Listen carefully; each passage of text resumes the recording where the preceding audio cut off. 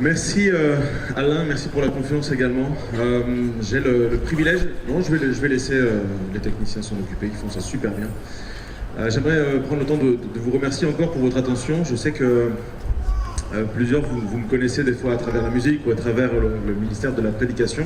Je suis pasteur à Bordeaux, à l'église Momentum, avec le pasteur Patrice Martorano. Peut-être certains vous le connaissez, vous le suivez sur le Top Chrétien, la pensée du jour. Certains vous la lisez? Si vous ne savez pas quoi faire le matin dans le café, là, pour vous réveiller, vous allumez Top Chrétien, pensée du jour. Vous allez être encouragé, ça va bien démarrer votre journée. Et je vous transmets également les salutations. J'ai vu qu'on se passait les salutations d'église à église. On a salué Nantes, on a salué d'autres églises du Bénin et d'ailleurs encore. Je recevais les salutations de l'église Momentum. Et si vous venez un jour sur Bordeaux en vacances, venez nous rendre visite. On sera heureux de vous accueillir également. Amen. Avant d'ouvrir la parole de Dieu, est-ce qu'on pourrait simplement pencher la tête vers l'avant et prier que Dieu fasse son œuvre ce matin en nous. Père éternel, on te bénit pour ces temps dans ta présence, on te bénit pour la vie dans l'église. On te bénit, Seigneur, parce que l'église n'est pas morte, elle est vivante, parce que toi tu es vivant et tu vis en nous. Seigneur, je te prie que ce matin tu rendes notre oreille attentive. C'est-à-dire que tu viennes capturer maintenant nos cœurs, nos pensées. Je veux vraiment amener toute pensée captive à l'obéissance de Jésus-Christ.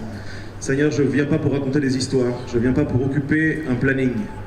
Seigneur, je suis là pour prêcher ta parole, et ta parole, elle est certaine, elle est véritable, elle ne retourne pas à elle sans avoir accompli ce qu'elle devait accomplir.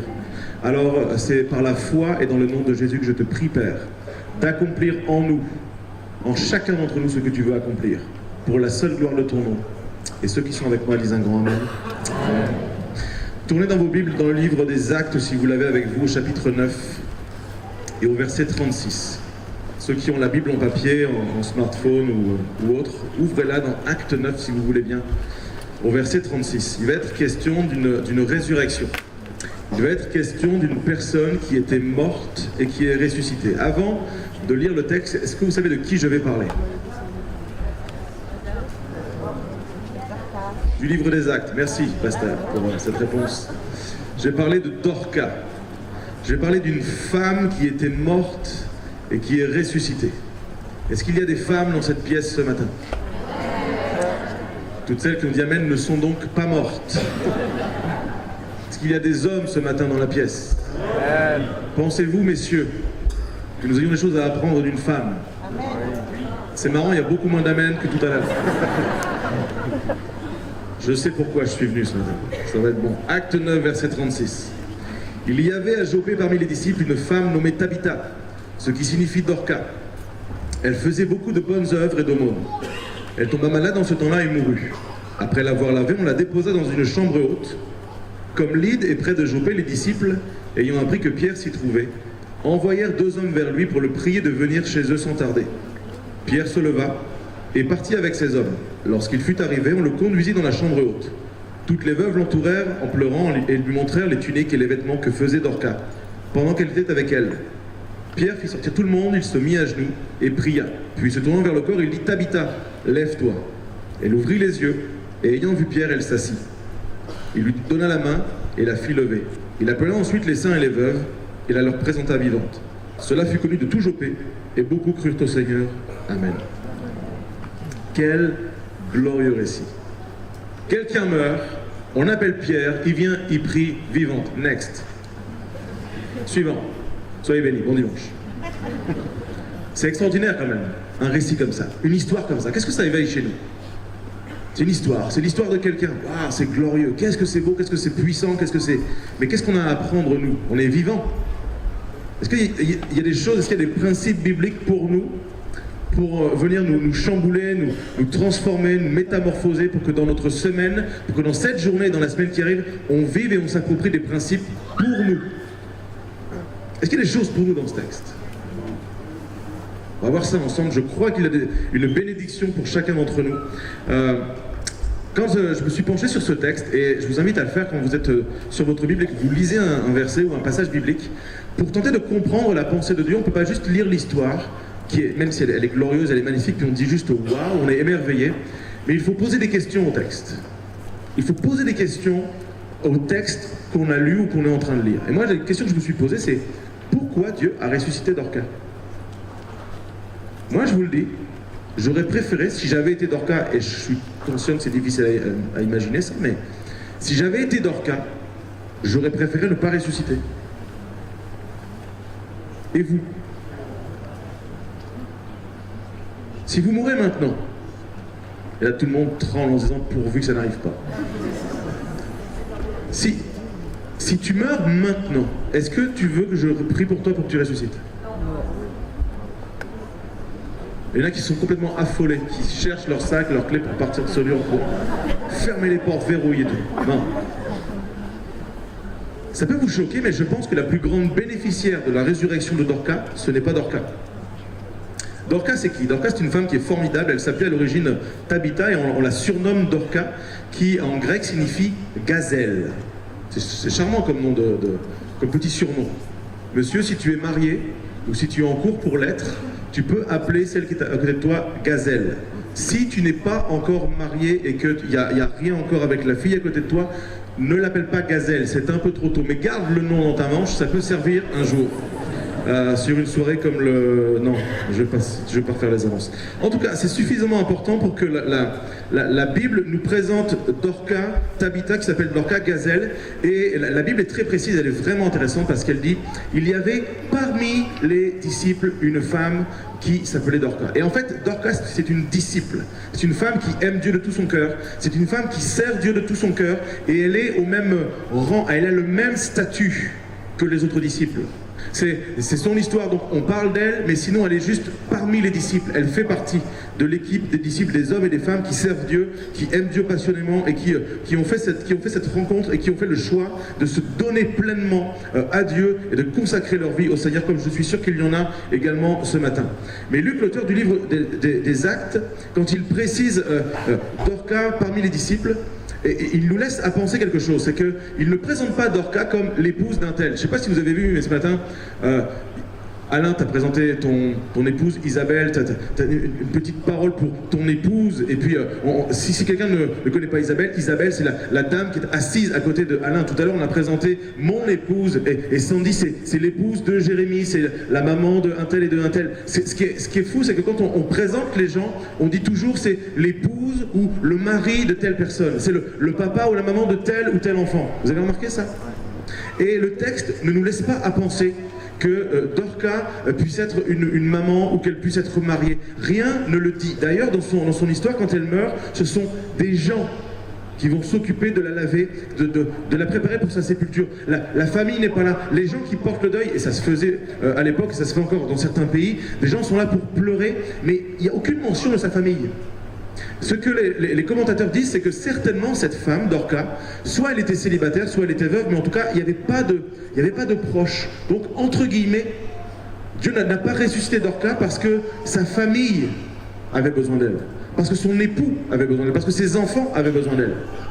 Donc, Dorcas, en fait, c'est une femme, et en plus, c'est une disciple, donc elle aime Dieu, elle a consacré sa vie à Dieu, et j'imagine que quand elle est tombée malade, parce qu'elle est morte suite à la maladie, que fait un disciple quand il tombe malade? Vous faites ça, vous? Vous priez pour les malades? Les malades sont guéris chez vous? Tous? Ah, c'est comme chez nous. Sinon, je déménageais. Et quand on prie, et qu'on est un disciple, quand on aime Dieu passionnément, quand on a la foi, on prie. Et puis parfois, souvent, Dieu guérit. Et là, l'Église spontanément crie. Vous aurez 2-3 chances comme ça. Puis des fois, Dieu ne guérit pas. Ça peut même paraître injuste. C'est une disciple, une servante de Dieu. Elle consacre sa vie au Seigneur. Elle est malade. Je suis sûr, c'est pas écrit, mais ça, j'en suis sûr. On a prié pour elle. Et elle meurt. Qu'est-ce qu'on peut faire de plus? Qu'est-ce qu'on peut faire de plus dans une situation comme celle-là? Dorcas, elle a souffert jusqu'à mourir. Elle laisse visiblement personne derrière elle. Elle s'occupe des veuves.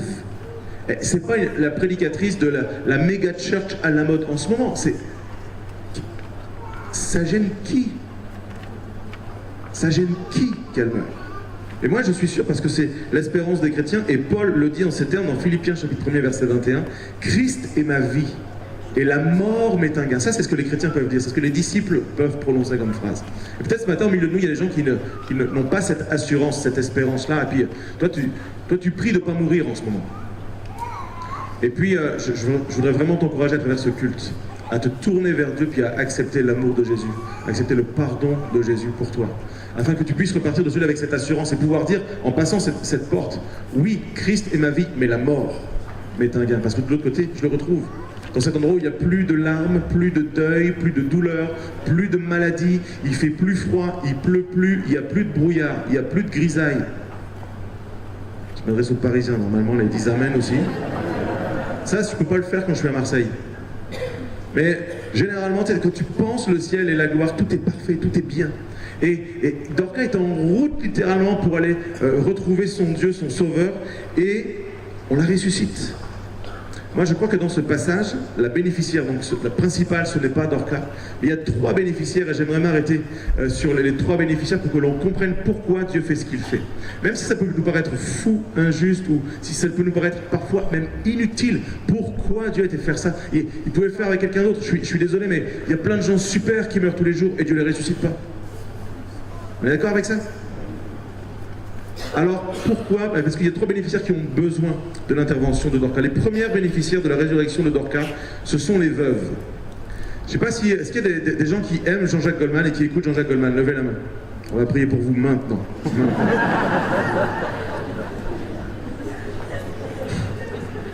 Il y a une chanson de Jean-Jacques Goldman qui s'intitule « Il changeait la vie ». Et je vous sélectionne un morceau, c'est pas dans la Bible, ne cherchez pas, ça c'est ailleurs, ça va s'afficher à l'écran. C'était un professeur, un simple professeur qui pensait que savoir était un grand trésor et que tous les moins que rien n'avaient pour s'en sortir que l'école et le droit qu'à chacun de s'instruire. Il y mettait du temps, du talent et du cœur, ainsi passait sa vie au milieu de nos heures, et loin des beaux discours, des grandes théories, à sa tâche chaque jour, on pouvait dire de lui qu'il changeait la vie, et j'entends déjà des murmures de gens qui sont en train de me chanter comme un retour, la chanson ne dit pas amen maintenant. Il y a des gens, leur gentillesse, leur savoir-faire, leur passion, leur amour, qui ils sont autant d'éléments de motivation. Ils sont capables de changer notre vie. Je ne sais pas si vous connaissez des personnes comme ça. Je crois que l'Église doit être une pépinière de gens comme ça. Moi, je me souviens, j'étais étudiant en BTS, et pour vous connaissiez mon parcours, j'ai fait un bac littéraire. Pour moi, les mathématiques, c'est une abomination. C'est le péché. Amen. Je pouvais pas, les chiffres, vraiment, les chiffres, je pouvais pas.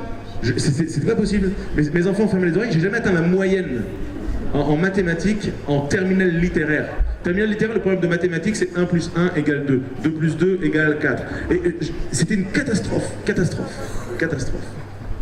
Et par la suite, j'ai fait un BTS commerce international, et dans les matières que je devais étudier, il y avait entre autres la comptabilité. Et la comptabilité, c'est une forme, entre guillemets, si vous me permettez, pardon les comptables, ne me flagellez pas, une forme de mathématiques. On utilise des chiffres. En tout cas, les chiffres sont dans la comptabilité. Et moi, j'anticipais une catastrophe avec cette matière. Tout le reste, oui, mais pas la comptabilité. Et en fait, j'avais un prof comme dans la chanson. Un prof qui était passionnant. Il a changé ma vie. Jésus a changé ma vie, et mon prof de comptabilité a changé ma vie. Il m'a réconcilié avec les chiffres. J'ai eu mon BTS avec beaucoup de plaisir, j'ai eu les cours avec beaucoup de plaisir, ça s'est bien passé, et je suis devenu conseiller financier dans une banque. Je peux pas vous dire la banque parce qu'il ne faut pas faire de pub. Mais ouais, j'ai travaillé dans une banque, j'étais entouré de chiffres toute la journée. Toute la journée, je vivais dans les chiffres. J'étais réconcilié. Le prof avait changé ma vie. Et voilà pourquoi toutes les veuves l'entourèrent en pleurant et lui montrèrent les tuniques et les vêtements que Dorcas faisait pendant qu'elle était avec elle. Toutes les veuves sont là. Dorcas, c'est une femme exceptionnelle. Et elle manque à des gens que l'on ne considère pas. Dieu se présente à nous dans le psaume 68, verset 5, comme le père des orphelins et le défenseur des veuves. Traduisez 2017, Dieu est celui qui prend soin de ceux qu'on a oubliés. Et si ça nécessite de ramener d'entre les morts une disciple pour continuer l'œuvre, ben Dieu est capable de le faire. Alors j'aimerais m'adresser à tous ceux qui se sentent oubliés par Dieu ce matin, comme une parole d'encouragement. Dieu est capable pour toi de ramener d'entre les morts quelqu'un. Vous allez me dire, mais on n'a jamais vu ça à Pontoise. Qu'est-ce que c'est que cette nouvelle doctrine que tu nous prêches? J'aimerais m'adresser à tous ceux qui sont morts. Parce que tu peux être vivant et mort. Tu veux un exemple? Les fleurs que tu as offertes à ta femme la semaine dernière ont été posées dans un vase. C'est beau, ça sent bon, mais c'est déjà mort. Les fleurs sont mortes, elles sont coupées, elles vont sécher, elles vont faner, et c'est fini. Et peut-être que certains, on est comme ça, nous, dans les rangs là, ce matin. On respire, on est dans le vase, on est beau, mais on est déjà mort. Et peut-être qu'il y a des gens ici, ce matin, c'est votre service, c'est même pas votre service, c'est votre zèle pour le service qui est mort. Peut-être certains, votre couple est mort. Il n'est plus une source de bénédiction. C'était un couple disciple, mais le couple disciple, il est mort. Il était malade, on a prié et il est mort. Peut-être certains, c'est votre rôle en tant que papa, en tant que maman qui est mort. Peut-être certains, c'est votre générosité quand les paniers passent, vous cherchez de la monnaie jusqu'à temps qu'il soit passé. La générosité est morte. Je vais te donner dans le meilleur des cas des miettes, mais jamais les prémices. Quelque chose est mort en moi. Je le faisais, je l'ai fait avant, mais c'est mort en moi. Et de manière prophétique, ce matin, je voudrais vous déclarer la chose suivante. C'est que Dieu va ramener à la vie ce qui est mort. Et si un pan de ta vie est mort, Dieu va le ramener à la vie ce matin. Par la puissance qui agit en nous, Dieu va le ramener à la vie. Les veuves ont besoin des hommes et des femmes de cette église. Les oubliés de la région parisienne ont besoin des hommes et des femmes de cette église. Et j'aime que dans la première église, cette mention, c'est juste comme, ça paraît comme un détail. Il n'y avait parmi eux aucun indigent. Il y avait personne qui était laissé pour compte. L'église est un endroit où personne n'est laissé pour compte. Et toute l'église là doit dire Amen. Et si ça nécessite que quelque chose revienne à la vie en moi, Dieu est capable de le ressusciter et Dieu va le ressusciter parce que c'est son cœur, c'est son désir. 1 Thessaloniciens 5, verset 15. J'aimerais te convaincre ce matin que quelque chose doit ressusciter. Poursuivez toujours le bien, soit entre vous, soit envers tous. En gros, tout le monde. Que ce soit envers l'Église ou des gens du dehors de l'Église.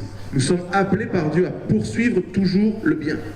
Et Dieu veut ressusciter ça en nous. Alors, je vais me laisser saisir par l'Esprit de Dieu ce matin. Je vais lui dire, ok, j'ouvre la porte et fais l'œuvre que tu dois faire en moi. Ramène à la vie. Je ne suis pas capable, je ne peux pas m'auto-ressusciter. Je ne peux pas ramener à la vie quelque chose qui est mort en moi. Mais je veux te laisser faire. Je vais t'ouvrir la porte de mon cœur et tu vas ressusciter. Matthieu 6, 31. Et bien là, c'est tous ceux qui se sentent comme les veuves, tous ceux qui se sentent oubliés, qui passent par un moment difficile, ceux qui sont inquiets, ceux que la peur a mangé littéralement. Ne vous inquiétez donc pas, dit Dieu, et ne dites pas que mangerons-nous, que boirons-nous, de quoi serons-nous vêtus. Car toutes ces choses, ce sont les païens qui les recherchent, mais votre Père Céleste sait que vous en avez besoin. Cherchez premièrement le royaume de Dieu et la justice, et toutes ces choses vous seront données par-dessus, c'est-à-dire qu'en dessous, il y a autre chose. Ça, c'est par-dessus. Ne vous inquiétez donc pas du lendemain, car le lendemain aura soin de lui-même. À chaque jour suffit sa peine. L'Éternel vient ce matin et il t'adresse à toi, te dire, arrête d'avoir peur, je peux ramener d'entre les morts quelqu'un. Pour toi, pour que tu ne te sentes pas oublié. L'Éternel est celui qui pourvoit, et ce matin, il va pourvoir en ramenant à la vie ce qui est mort, afin que tout le corps puisse fonctionner. Amen. Deuxième raison, deuxième bénéficiaire de cette résurrection, la ville de Jopé. Verset 42, cela fut connu de tout Jopé, et beaucoup crurent au Seigneur. Jopé, c'est quoi? C'est une petite ville à 60 km de Jérusalem, c'est un petit port commercial, c'est une ville à cette époque-là en plein essor, en pleine activité. C'est l'endroit où il y a des grues et des lotissements qui se construisent. C'est l'endroit où il y a des magasins, c'est l'endroit où il y a des KFC, c'est l'endroit où il y a des Burger King, c'est l'endroit où il y a Celio, c'est l'endroit où il y a tous ces magasins qui poussent boum, boum, boum, boum, comme les champignons et qui sortent. C'est l'endroit où tu as envie de t'installer avec ta famille. Il y a des salles de sport, il y a des écoles, il y a tout ce qu'il faut. Ça marche. En gros, la ville de Jopé, c'est une ville, ça bouillonne d'activité. C'est une ville où le matin il y a des bouchons. C'est une ville où il y a du travail. C'est une ville où on ne s'ennuie pas. C'est une ville où tout le monde est occupé. Tout le monde a la tête dans le guidon, tout le monde tape fort, tout le monde est pris par son truc, tout le monde est pris par son agenda, tout le monde fait ce qu'il est supposé faire. Et il n'y a pas de temps pour le Seigneur dans tout ça. Il n'y a pas de temps. Il n'y a pas de temps pour l'église. Je suis occupé. Je suis occupé. Je suis occupé. Tu ne comprends pas? La semaine, je suis occupé. Le week-end, je suis occupé. J'ai que ça pour me reposer. Je suis occupé. Je suis occupé. Je suis occupé. Et Dieu fait le choix, dans cette ville-là, de ramener quelqu'un d'entre les morts. Pour que tu sois connu de tout Joppé. Voyez-vous, le point est le suivant. Même si on est dans une ville, même si on est dans un pays, dans une région, qu'importe, où les gens semblent ne pas avoir le temps, semblent avoir tout ce dont ils ont besoin, puis ça les fatigue qu'on leur parle de Dieu. Ça les fatigue, l'Église. J'ai pas le temps. Moi, j'ai pas besoin de ces choses-là. Je suis en pleine activité. Ma vie est rythmée par d'autres choses. Même dans des villes comme ça. Dieu dit, moi je dis pas mon dernier mot. S'il faut laisser mourir quelqu'un pour le ramener à la vie, je vais le faire. Peut-être que quelqu'un, jusqu'à ce matin, était comme mort, et ce matin, Dieu va te ramener à la vie. Pourquoi? Pour la ville. Pas que pour l'Église. Pas que pour les oubliés, les veuves. Pour la ville. La ville de Oni, la ville de Cergy-Pontoise doit connaître que Jésus est vivant. Je t'ai vraiment encouragé tout à l'heure pendant le temps d'annonce d'entendre que vous vouliez préparer une véritable belle journée de Noël. Et que ce ne soit pas juste un temps où on fait la fête ensemble, et c'est super de faire la fête ensemble, mais de faire la fête pour que cette fête soit communiquée aux autres et que le message soit communiqué aux autres. J'aimerais vous encourager, l'Église, à entrer dans ce projet de toutes vos forces, tout le monde. De dire c'est pas l'affaire de quelques-uns, c'est pas l'affaire de ceux qui vont nous divertir, c'est pas juste le programme de l'élite. On va y aller parce que notre Joppé à nous doit connaître que Jésus est vivant. Et beaucoup doivent croire au Seigneur dans cette ville. Il y a de la place encore. Alors, il y a de la place. Je dis ça puis je suis devant une salle pleine. Je lance une bombe à l'un ou pas? Fête de culte. Fête de culte. Nous on fait ça à Momentum. On a fait 2 cultes. On a fait un agrandissement, on a fait 2 cultes. Et quand on avait fini les travaux, on faisait 3 cultes avant les travaux, on est repassé à 2. Et au bout d'un an, on a dû refaire 3 cultes. Et là, tous les bénévoles font... Oh. Et tous ceux qui font rien disent, ouais, c'est super, l'église est en croissance, c'est beau, c'est la vie, c'est génial. Alors à tous les morts qui ne servent pas et qui se disent, mais je pourrais finalement entrer dans cette vie de l'église et puis amener mon voisin, mon collègue de boulot, mon ami, mon frère, mon chien, mon je sais pas qui, mais je vais amener quelqu'un, il va se convertir et l'église va grandir, ce sera trop petit, on va faire 2 cultes. Amen. Ça va être bon cette année la fête de Noël. Nous ne pouvons pas, nous ne devons pas garder pour nous ce que Dieu fait de puissant, de fort, de bon et de beau. Et tout le monde l'a dit, Amen. C'est une des causes de la résurrection. Jésus est mort, il est ressuscité et ça c'est su. Pourquoi? Afin que nous puissions croire au Seigneur. Et c'est ça qui a changé nos vies. Amen. Troisième bénéficiaire, je crois que peut-être le premier bénéficiaire de cette résurrection, en tout cas le premier témoin, ça a été Pierre. Pierre, c'est le gars qui n'est même pas dans la ville où ça se passe. Lui, la Bible nous dit qu'il est à Lyde. Lyde, c'est à 15 km. Et à l'époque, c'est BM double pied. Ça prend 3 heures de marche. 3 heures de marche pour allier les 2 villes. Et moi, je me suis mis à la place de Pierre. Je me suis dit, t'imagines, t'es à Lyde, t'es dans une autre ville, t'es pas là où ça se passe. Il n'y a pas Twitter, il n'y a pas Instagram, il n'y a pas Facebook qui t'annonce qu'il y a une disciple qui est morte. Ça n'existe pas. Alors je sais que ceux qui ont moins de 30 ans se disent, mais ils parlent de quand? Bah, d'avant. Mais avant, encore avant. Le avant de avant. Et à cette époque, l'info ne circule pas. Il faut qu'il y ait des gens qui fassent 3 heures de marche, viennent taper à la porte. Pierre, Dorca est morte. Qu'est-ce que j'y fasse? Moi, franchement, si j'avais été Pierre, les petits gars, là, je leur aurais dit, écoutez, je vais vous donner les 15 raisons théologiques pour lesquelles on ne va pas la ramener d'entre les morts. Christ est ma vie, et la mort m'est un gain, comme disait mon collègue Paul. Du coup, on va la laisser partir dans les bras du Seigneur. Moi, je vous aurais donné des excuses incroyables. Vraiment, hein? Vraiment. Toutes les raisons de ne pas servir, moi, je les connais. Toutes les raisons de ne pas vivre, moi, je les connais. Toutes les raisons de se laisser mourir sur un canapé, je les connais, les amis. Vraiment. Je suis docteur en excuses. Un des messages les plus puissants que je prêche s'intitule « C'est pas ma faute ». On a suivi les mêmes cours? Et Pierre, il va y aller. Pierre, il se lève, puis il y va. Alors moi, encore une fois, j'ai beaucoup d'imagination, je ferme les yeux, je vois Pierre marcher de Lyde à Joppé. Je pense que, déjà, il ne devait pas écouter son iPhone parce qu'il n'y en avait pas. Il a dû prier un peu. Laissez-moi le supposer. De prier pour cette femme qui est morte. Qu'est-ce qui va se passer? En fait, je peux rien faire. En vrai, quand t'es Pierre, à ce moment-là, tu peux rien faire. La puissance de Pierre ne ressuscite pas les morts. La puissance de Jérémy Poulet ne ressuscite personne. Même la puissance de Alain Aguedu et David Masriforti combinés ne ressuscite personne. Qu'est-ce que tu veux faire dans une situation pareille? Il n'y a rien à faire. Tu as envie de jeter l'éponge. Verset 40, Pierre fit sortir tout le monde, se mit à genoux et pria, puis se tournant vers le corps, il dit « Tabitha, lève-toi ». Elle ouvrit les yeux, ayant vu Pierre, elle s'assit. Il lui donna la main, il la fit lever, il appela ensuite les saints et les veuves et la leur présenta vivante. Première chose, Pierre fait sortir tout le monde. Pourquoi il fait ça? Parce qu'il y a beaucoup de bruit dans la pièce, il y a beaucoup de gens qui pleurent, il n'y a pas du tout un climat de foi, il n'y a pas une atmosphère de foi dans la pièce. Première chose, et je vais lancer une autre bombe. Pardon, Alain. Quelle est l'atmosphère de cette pièce quand vous y pénétrez? Est-ce une atmosphère de foi ou une atmosphère de larmes? Qu'on se comprenne bien, la Bible nous demande de pleurer avec ceux qui pleurent et de nous réjouir avec ceux qui se réjouissent.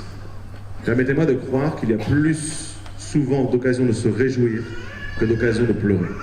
Et je crois à une atmosphère de foi dans l'Église. Je crois à une atmosphère de tout est possible. Je crois à une atmosphère, non pas de fatalité, de on est trop petit, on est trop loin, on n'a pas assez d'argent, on n'a pas assez de temps. Je ne crois pas à cette atmosphère-là, elle ne sert à rien. Je crois à des hommes et des femmes qui se lèvent et qui disent on va y aller, on va faire sortir toute la tristesse, on va faire sortir toute la rancœur, on va faire sortir toute la critique, on va faire sortir toute l'impossibilité, et désormais nos réunions c'est possible. C'est la vie. Il y a un malade, Dieu va le guérir. Il y a un besoin, Dieu va y répondre. Et si Dieu veut m'utiliser pour répondre à ce besoin, je vais répondre à ce besoin.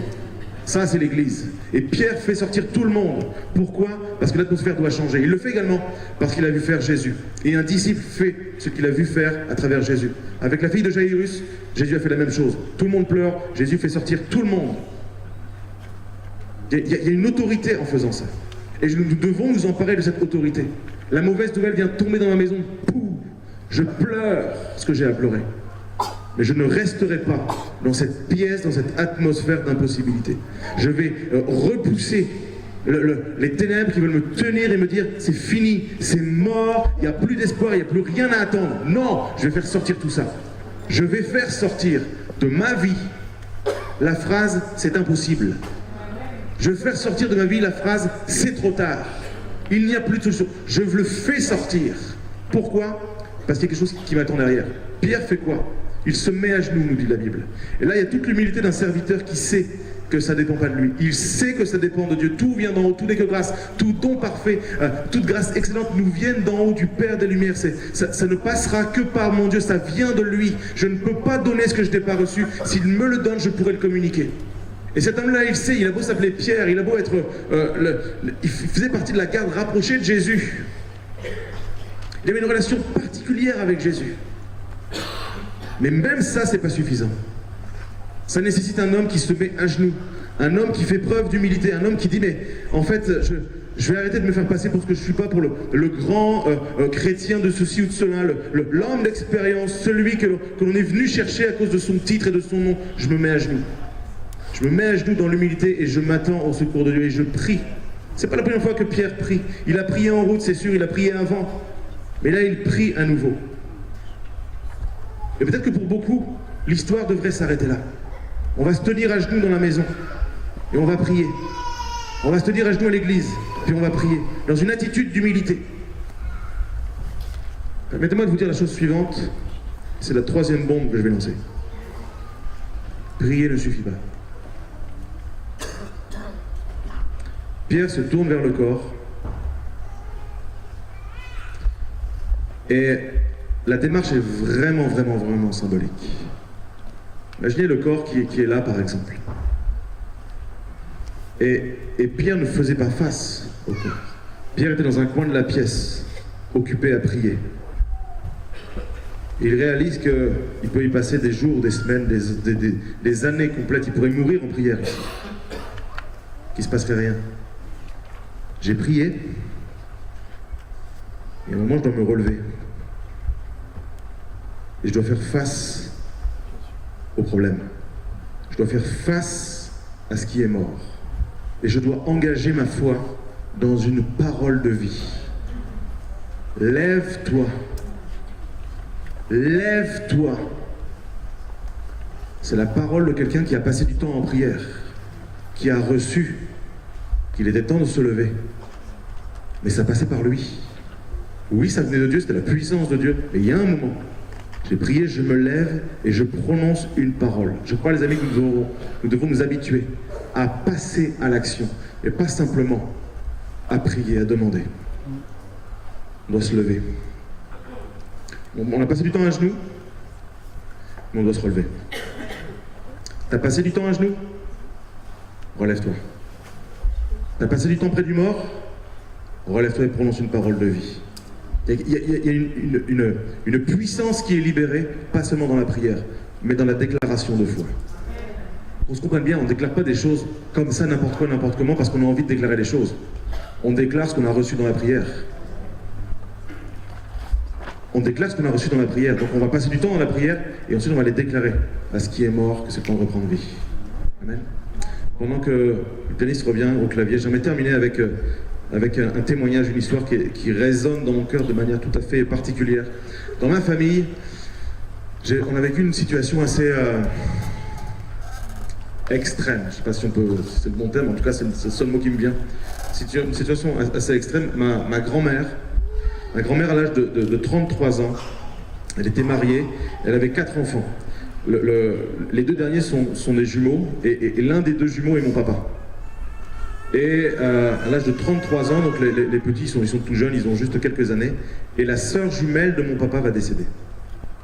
À cette époque-là, mes grands-parents ne sont absolument pas chrétiens, ils vivent dans un petit village au fond de la Picardie. Il n'y a aucun rapport à l'église, il n'y a aucun arrière-plan religieux, il n'y a absolument rien du tout. C'est le milieu de la terre, c'est le milieu agricole, ce sont des gens qui n'expriment pas nécessairement beaucoup leurs sentiments. Et la nouvelle tombe, la petite est morte, maladie infantile. Elle est mise en terre, elle est enterrée, et ma grand-mère va très mal vivre, ce que l'on peut comprendre, la perte de cette petite fille. Et son corps va réagir. Des fois on est malade physiquement, puis c'est une réaction, parce que notre âme, notre esprit a été touché, bouleversé, brisé. Et elle va déclarer ce qu'on appelle un flegme menstruel, une infection qu'elle a eu au niveau de la gorge. Les amygdales gonflent, et énormément de poussées de fièvre, et puis elle a perdu toutes ses forces. Et puis une nuit, alors qu'elle est brûlante de fièvre, alors qu'elle a la gorge complètement inflammée, tout ça, elle était vue par un médecin, elle était suivie, et puis une infirmière qui est mandatée pour venir lui faire des soins. Et ce soir-là, l'infirmière vient comme elle vient d'habitude, et elle lui fait une injection de pénicilline comme elle lui fait d'habitude, tout comme d'habitude. Mais ça ne se passe pas comme d'habitude. Au moment où elle fait l'injection, dans les secondes qui suivent, ma grand-mère fait un choc anaphylactique et elle tombe dans le coma. L'infirmière ne comprend pas qu'est-ce qui est en train de se passer. On est en 1958, dans un village de moins de 100 habitants au fond de la Picardie. Elle ne comprend pas ce qui se passe. Qu'est-ce qui est arrivé? Et elle regarde, l'injection était périmée depuis plus d'1 an. Et littéralement, elle a empoisonné ma grand-mère. Elle est catastrophée, elle se met à pleurer, à crier, et on cherche un téléphone, on appelle le médecin. Le médecin, on est en pleine nuit, le médecin est réveillé, il va faire la route, mais le temps qu'il arrive, et il examine ma grand-mère, il vérifie les signes vitaux, et il déclare ma grand-mère morte. Mon grand-père est là, à côté, il est assis sur le lit, il s'effondre à genoux. Dans le même mois, il vient de perdre sa petite fille et son épouse. Jeune agriculteur, 3 enfants en bas âge sur les bras, aucune forme d'aide envisageable, aucune forme de possibilité, aucun espoir, aucune solution. Et mon grand-père pleure, il va prononcer cette phrase, il va dire on va l'enterrer à côté de sa fille. Et tout semble être joué. Et puis mon grand-père pleure, il pleure. Le médecin est là, l'infirmière est là, tout le monde est bouleversé, personne ne sait quoi faire. Et mon grand-père, alors qu'il ne connaît pas Dieu, il va taper du poing sur le lit. et il va s'adresser à Dieu. Il ne le connaît pas, il n'a jamais prié. Il n'y a aucun rapport à l'église. Il va dire, Dieu, non. Non. Si tu existes, tu ramènes mon épouse à la vie. Et il ne se passe rien. Mon grand-père s'adresse au médecin et lui dit, elle n'est pas morte. Le médecin lui dit, monsieur, elle est morte. Je suis désolé, elle est morte. Mon grand-père lui dit, vous allez aller chercher un autre médecin. Ma femme n'est pas morte ce soir. Le médecin, très embarrassé, très gêné par rapport à la tournure que prend la soirée, il capitule, il appelle un de ses confrères est dépêché, il arrive 1 heure après sur place. L'autre médecin constate que ma grand-mère est morte. Et mon grand-père lui dit, non, elle n'est pas morte, faites ce que vous voulez, elle n'est pas morte. Alors l'autre médecin, celui qui est venu en supplément, va faire une injection d'un produit de l'époque. Et puis alors qu'il fait cette injection, ma grand-mère se relève dans son lit, elle ouvre les yeux, elle pousse un souffle. Tout le monde est là. Qu'est-ce qui est en train de se passer? Elle était morte, elle est vivante. Qu'est-ce qui s'est passé? Qu'est-ce qui s'est passé? Et les médecins persistent. Madame, vous allez mourir là. Vous êtes empoisonnée. Mais dites au revoir. Mettez-vous en règle, faites ce que vous devez faire. Appelez un prêtre. Vous êtes morte. Vous êtes morte. Ma grand-mère dit, c'est comme si j'entendais absolument tout ce qu'il y avait dans la pièce. Je t'ai entendu dire que tu allais me mettre en terre avec ma petite fille. Et moi j'étais là et quand tu t'es mis à prier, à dire à Dieu que tu voulais que je revienne, je me suis mis à prier moi aussi. Et je suis là. Et les médecins persistent. Madame, vous êtes morte. On a rempli votre certificat médical de décès. Vous êtes en sursis, d'un instant à l'autre. Vous allez repartir. Jour 1, jour 2, jour 3, une voisine entend parler de l'histoire. C'est une chrétienne. Elle vient, elle tape à la porte, elle se présente et elle dit, Madame, j'ai appris que vous alliez mourir. Permettez-moi de vous parler de Jésus-Christ. Vous devez le connaître afin d'être prête. Ma grand-mère, elle l'accueille. Elle faisait sans cesse des vertiges et des malaises. Souvent, elle s'est sentie mourir dans les heures, dans les jours qui ont suivi ce qui s'est passé. Et elle était avec cette idée qu'elle était empoisonnée et qu'elle allait mourir. Elle vivait avec cette épée au-dessus de la tête, d'un moment à l'autre. Je vais partir. Et quand elle faisait un malaise, elle disait, ça y est, je m'en vais, je pars. Et le malaise finissait, puis elle revenait. Et donc cette chrétienne introduit le pasteur, il lui présente, et le pasteur vient le premier jour, deuxième jour, troisième jour, il lui prêche, il fait connaissance, il prêche, il prie pour elle. Et le troisième jour, ce pasteur, qui finalement n'a fait que comme Pierre, ou que comme il l'a vu dans la parole de Dieu avec Jésus. Il prenait du temps à prier dans cette pièce, s'humilier devant Dieu, prier pour ma grand-mère. Et le troisième jour, il va s'adresser à elle, il va dire, Madame, vous n'êtes pas morte. Vous êtes vivante. Et Dieu vous déclare aujourd'hui vivante. Vous allez vivre. Vous allez vivre. Ma grand-mère qui n'a pas lu les 15 bouquins sur la résurrection, qui ne connaît pas l'histoire de Dorcas, qui n'a pas grandi à l'église dans les réunions de prière où elle sait que des choses comme ça sont possibles. Ma grand-mère se met à pleurer, elle fond en larmes, elle s'attache à la parole de Dieu, elle fait la prière de repentance et elle commence à prier. Vous savez, cette prière que tu fais quand tu es au bout du bout. Oh Dieu, si tu existes et si tu as tes yeux sur moi, si tu me permets de vivre, je te consacre ma vie, je te donne ma vie, j'élèverai mes enfants, j'élèverai mes petits-enfants, je te servirai, je ferai tout ce qu'il faut. Elle a commencé son chemin avec le Seigneur. Elle a élevé ses 3 enfants qui se sont convertis. Elle a continué avec ses petits-enfants, dont je fais partie. Elle est une source de bénédiction pour mes enfants jusqu'à aujourd'hui. Je l'ai au téléphone il y a une quinzaine de jours. Elle a 93 ans. Elle vous passe le bonjour si tu veux afficher la diapo. Et elle dit tout le temps que Dieu n'a pas dit son dernier mot.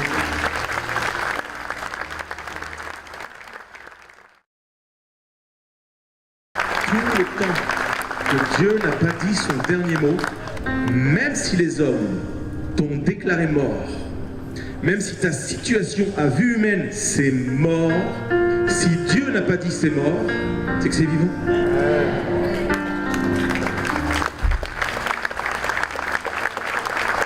Les amis,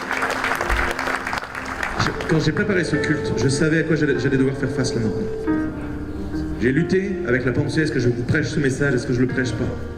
J'ai vraiment lutté avec ça. Vous pouvez demander à l'équipe, je leur ai dit dans le camion encore pendant les 3 derniers jours que je ne savais pas ce que j'allais prêcher. Ça faisait partie des messages que j'avais. J'ai résisté, j'ai lutté avec ce message. Et j'ai lutté, pas à cause du message, à cause du moment maintenant. J'aimerais vous demander de faire quelque chose. Je vous invite à fermer les yeux, à vous mettre debout à vos places. Dans une posture de foi. Dans une dimension de foi. L'histoire de Dorca, l'histoire de ma grand-mère, c'est l'histoire de quelqu'un d'autre. Ce n'est pas ton histoire. J'aimerais pour un instant que tu pries. Et je vais demander au Saint-Esprit de pointer dans ton cœur, de pointer dans ton esprit, de te révéler ce qui a été déclaré mort.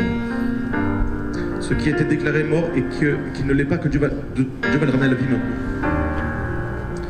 Peut-être que ton couple a été déclaré mort, peut-être que ta situation financière a été déclarée morte, peut-être que ton travail a été déclaré mort, peut-être que tes relations familiales sont déclarées mortes, peut-être que ton service est déclaré mort, peut-être que ton zèle est déclaré mort, ta générosité est déclarée morte, ton temps, ton agenda est déclaré mort, peut-être que tout n'est qu'impossibilité ce matin pour toi, et quand tu rentres dans ce temps-là maintenant, tu sais à quoi ça fait référence, qu'est-ce qui est mort dans ta vie, qu'est-ce qui était badgé, logoté, impossible, fini, trop tard.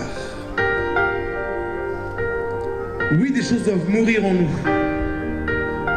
La Bible nous dit qu'il y a des choses, des mauvais désirs qui doivent mourir en nous. Mais il y a aussi la parole de Dieu qui doit vivre en nous. Il y a le miracle qui doit s'accomplir en nous et à travers nous. Le zèle de ta maison me dévore. La passion pour ton nom. La passion, mettre ma vie sur l'autel afin qu'elle te soit agréable. Et j'aimerais que pour un instant, dans le recueillement, sans qu'aucune voix ne s'élève, j'aimerais que tu sois face à Dieu. Pas face à ce que les hommes ont déclaré.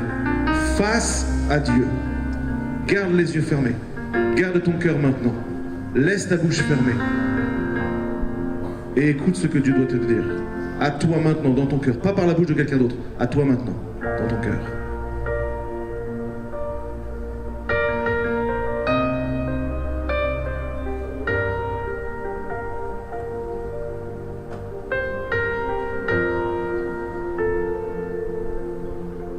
J'aimerais maintenant que tu commences dans ton cœur, dans le secret de ton cœur. Parce que Dieu lit dans les cœurs. J'aimerais que tu commences à prier, comme Pierre l'a fait. Comme Pierre a prié, j'aimerais que tu pries dans ta situation. Commence toi-même à prier dans ta situation. Seigneur, je veux te prier pour les hommes et les femmes dans cette salle, dans ce lieu ce matin. Et pour toutes celles et tous ceux qui ont été déclarés morts. Pour tout ce que l'ennemi est venu détruire, voler ou ravager. Seigneur, nous ne partirons pas de ce lieu avec la mort dans le ventre. Nous ne partirons pas de ce lieu avec la mort dans l'âme. Nous ne partirons pas de ce lieu dans l'échec. Nous allons partir de ce lieu dans la victoire. Nous allons partir de ce lieu avec la vie. Nous allons partir de ce lieu avec la promesse. Nous allons repartir de ce lieu avec l'espérance. Nous allons repartir de ce lieu avec la foi. Nous allons repartir de ce lieu avec une parole, Seigneur, que tu viens toi-même déposer dans nos cœurs. Seigneur, je te prie pour mes frères et sœurs, pour les hommes, les femmes dans ce lieu ce matin. Et je prie que tu viennes déposer en eux une promesse, que tu viennes déposer en eux une certitude, une assurance. Tes promesses sont oui, elles sont amen, elles s'accomplissent à travers Jésus-Christ. Et Seigneur, nous saisissons, nous recevons ta vie, Seigneur, ce matin. C'est dans le nom puissant de Jésus-Christ de Nazareth que nous t'avons prié, Père. Amen. Amen. Vous allez faire quelque chose maintenant. Écoutez-moi bien. Écoutez-moi bien. j'ai devant moi plusieurs centaines d'hommes et de femmes. Et j'ai devant moi plusieurs centaines de défis potentiels. Ce que tu sais, qui a été déclaré mort, ce que tu as compris, ce que tu as vécu.